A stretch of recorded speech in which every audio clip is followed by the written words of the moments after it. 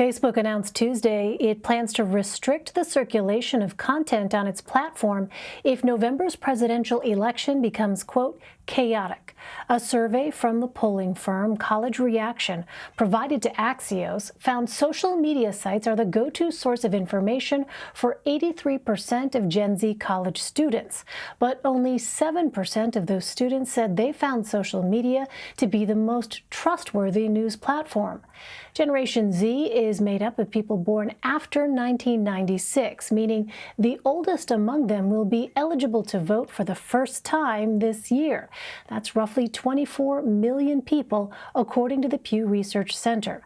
Stef Kight looked into these numbers. She's a politics reporter for Axios. Hi there, Stef. Welcome. So what makes Gen Z so much less prone to believe misinformation than older people? No, the thing about Generation Z is that they are so used to social media. They have swam in social media since sometimes the moment of birth. A lot of the people in this generation had their births published on social media by their parents. So they really have this innate understanding of how social media operates. They understand the technical side of how information gets placed in their feed. Lots of Generation Z members say that they intentionally like or comment or share certain kinds of information on social media because they know that the algorithm will then give them more of that information. And it's that innate understanding of just the mechanics of social media that a lot of experts say could help the generation be more nuanced in their approach to information that they get on social media, that they're going to come to that information with a little bit more hesitance to believe everything that they see.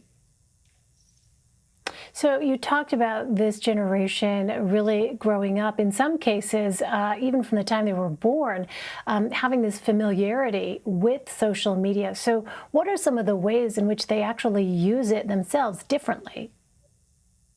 You know, some of the examples that we've seen recently of Generation Z really using their savvy of social media to push their own agenda is, for example, when young K-pop fans use TikTok to push this campaign to get their peers to sign up for President Trump's Tulsa rally earlier this year, but not intend to actually attend. It's just an example of how they're really good at using hashtags and using different tools on social media platforms to spread these campaigns and spread their ideas and their political agendas and other things that they want to see change in the world, to spread those things quickly and effectively. It's something that we saw play out in Tulsa. Of course, we don't know how much credit to give Generation Z on TikTok versus the pandemic and other factors that certainly came into play when it came to the low attendance numbers for the Tulsa rally. But there certainly were lots of people who did see that campaign and go online and purchase tickets, even though they didn't plan on attending. So help me understand, though, because if you have Gen Zers more skeptical of social media than other generations, why do the majority of them actually consume news there when they know that it's potentially untrustworthy? You know, I think it's a combination of two factors. The first is, of course, it's just the easiest way for them to get information. It's the way that they're used to getting information. They all have cell phones, so it takes a lot of work for them to go and find other means of getting information. They're already on social media, so they're going to continue to get their news on social media.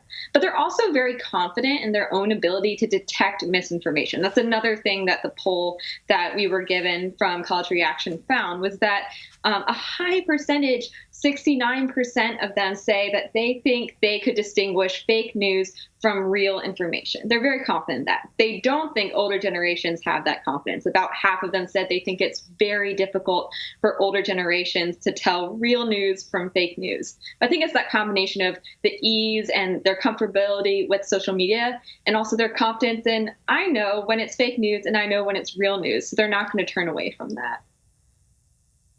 Well, it's a really fascinating look at Generation Z. Stef Kight for us. Stef, thank you very much. Thank you.